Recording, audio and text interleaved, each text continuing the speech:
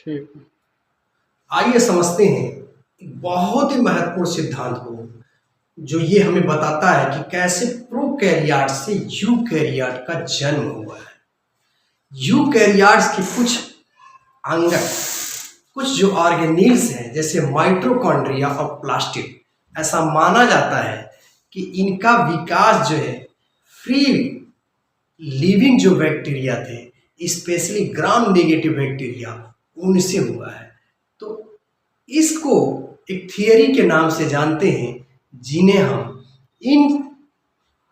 इंडोसिम्बायोबियॉन्ट या इंडोसिम्बियोसिस या सिम्बायोजेनेसिस थियरी के नाम से जानते हैं।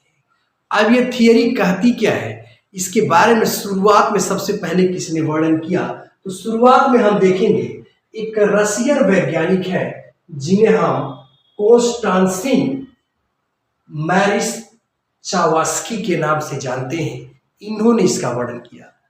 बाद में इसका फुल्ली डिस्क्रिप्शन का श्रेय जो है, यानी इसकी इस हाइपोथेसिस को देने का श्रेय एक अमेरिकन बायोलॉजिस्ट लिन मार्ग्यूलिस को जाता है, जिन्होंने 1967 में यह प्रतिपादित किया, एक सिद्धांत दिया कि प्रोकैरियोट से ही यूकैरियोट का सेल बना हुआ है।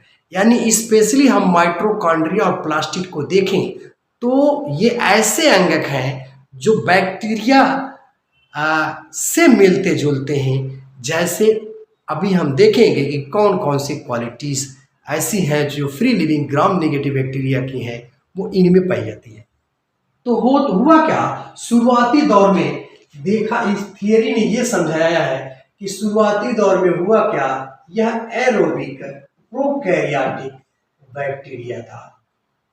ये एरोबिक प्रोकैरियोटिक बैक्टीरिया था, जैसे हम पीपीएलओ की बात करते हैं। और एक बड़ा प्रोकैरियोटिक यह भी बैक्टीरिया था जो एनएरोबिक था, ये बड़ा था। हुआ क्या, ये अपना दोनों जीवन दोनों अपना आसानी से जीवन व्यतीत कर रहे थे। लेकिन हुआ क्या, इस बड़ी वाली प्रोकैरियोटिक जो एनारोबिक सेल थी, इसने इस छोटी वाली जो एरोबिक बैक्टीरिया थी प्रोकैरियोटिक, इसको इंगल्फ कर लिया, मतलब इसको खा लिया। तो जब खा लिया तो इसने कहा, अरे यार मुझे छोड़ दो, मैं तुम्हारी मदद कर दूंगा। कहा, तुम मेरी क्या मदद करोगे?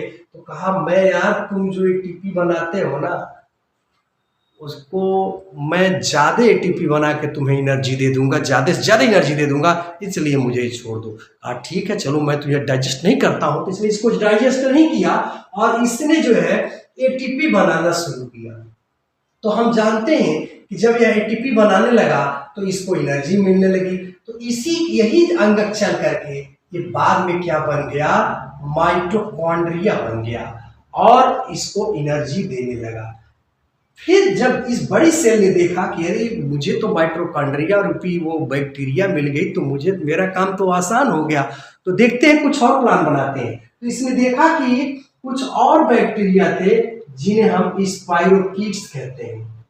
स्पाइरोकीट्स ये एक बैक्टीरिया के स्पेशल टाइप्स हैं जिनके अंदर फ्लैजिला पाया जाता है। और हम जानते हैं कि फ्लैजिला जो है मूवमेंट में मदद करता है, गति में मूवमेंट करता है। तो इसने इसको इंगल्फ जब कर लिया तो ये मूवमेंट करने लगा और मतलब इसमें गतिशीलता आ गई। ये हमारी है माइटोकॉन्ड्रिया और इसमें गतिशीलता जब आ गई तो इस तरह से आज का यह जो है एनिमल सेल बना। हम देख रहे हैं आज का क्या बना, एनिमल सेल बना और यानी हेट्रोट्रॉफ का जन्म हुआ। तो इस तरह से हम देख रहे हैं कि एक प्रोकैरियोटिक बैक्टीरिया किस तरह से इसने इनगल्फ किया और माइटोकॉन्ड्रिया इसके अंदर आकर के फर्दर इवोल्यूशनरी प्रोसेस में ये माइटोकॉन्ड्रिया में कन्वर्ट हो गई और ये हेट्रोट्रॉफिक एनिमल सेल चेंज के हैं। दूसरी स्थिति देखें, इसी बड़ी सेल ने जिसके अंदर माइटोकॉन्ड्रिया आ गई थी, इसने साइनोबैक्टीरिया को इनगल्फ किया। साइनोबैक्टीरिया तो हम जानते हैं कि ये जैसे BGA, blue green algae, cyanobacteria के अंदर ऐसी क्वालिटी होती है कि ये अपना फूड जो है स्वयं सिंथेसाइज करते हैं। तो जब इसने इस सेल ने इसको इनगल्फ किया तो हुआ क्या कि इसके अंदर माइटोकॉन्ड्रिया तो था ही, और इसको जब इंगल्फ कर दिया तो ये भोजन भी बनाने लगा। इस तरह से माइटोकॉन्ड्रिया और ये हमारा हो गया प्लास्टिड, और ये इसी प्लास्टिड से आगे चल, मतलब इसमें हम देखते हैं क्लोरोप्लास्ट, और क्लोरोप्लास्ट हम जानते हैं कि भोजन बनाने की प्रक्रिया करता है। तो इस तरह से यह फोटोट्रॉफ हो गया, यानी फोटोट्रॉफ हो गया, और यही आज के क्या है, प्लांट्स हैं। तो ये थियरी यही बताती है कि प्रोकैरियोटिक सेल से यूकैरियोटिक सेल का डेवलपमेंट हुआ है, और स्पेशली प्लास्टिड, यानी प्लास्टिड में क्लोरोप्लास्ट और माइटोकॉन्ड्रिया की। तो ये कैसे सिद्ध किया जाए कि ये बातें सत्य हैं, तो इसके लिए इस वैज्ञानिक ने लीन मार्ग्यूलिस ने बताया कि जो हमारा बैक्टीरिया है और हम माइटोकॉन्ड्रिया और प्लास्टिड को अगर देखते हैं तो इसमें समानताएं हैं। अगर समानता यह दर्शाती है कि इन्हीं से इनका डेवलपमेंट हुआ है। तो देखिए सबसे पहली समानता क्या है, 70S राइबोसोम जो है इस बैक्टीरिया में 70S राइबोसोम इसमें पाया जाता है। तो ठीक इसी तरह से हम देखते हैं कि माइटोकॉन्ड्रिया और प्लास्टिड में भी 70S राइबोसोम ही पाया जाता है।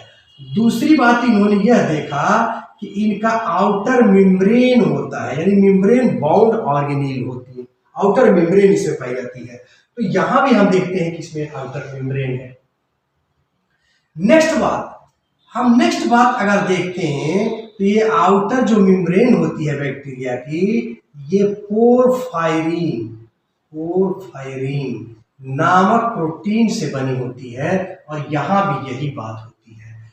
चौथी बात, इनका डीएनए जो है सर्कुलर डबल स्ट्रैंडेड डीएनए होता है इस बैक्टीरिया का। तो यहां भी देखते हैं कि सर्कुलर डबल स्ट्रैंडेड डीएनए पाया जाता है। पांचवी बात हम देखते हैं कि इसमें हिस्टोन जो है, हिस्टोन प्रोटीन जो है इसमें एब्सेंट होता है, तो यहां भी एब्सेंट होता है। छठी बात अगर हम देखें तो इनका डिवीजन जो है, ये होता है बाइनरी फिजन के थ्रू, तो हम क्या इसमें भी हम देखते हैं कि बाइनरी फिजन के थ्रू होता है। तो हम क्या देख रहे हैं कि बैक्टीरियल जो सेल है वही सारी विशेषताएं माइटोकॉन्ड्रिया और प्लास्टिड भी लिए हुए हैं। इससे सिद्ध होता है कि यानी बैक्टीरिया से ही माइटोकॉन्ड्रिया और प्लास्टिड का निर्माण हुआ है। अब हम देख रहे हैं, इसीलिए सेमी ऑटोनॉमस स्ट्रक्चर के नाम से भी माइटोकॉन्ड्रिया और प्लास्टिड को जाना जाता है। एक सेल का न्यूक्लियस जो है 90% जो है प्रोटीन की सिंथेसिस तो करता ही है, लेकिन 10% सिंथेसिस की कैपेसिटी ये दोनों organelle both mitochondria and plastid have also capacity to synthesize their own protein. Near about 10% protein synthesized by mitochondria and plastid. Hence, these two organelles are also known as the semi-autonomous organelles.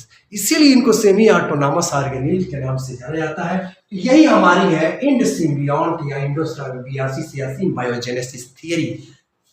Thanks for watching.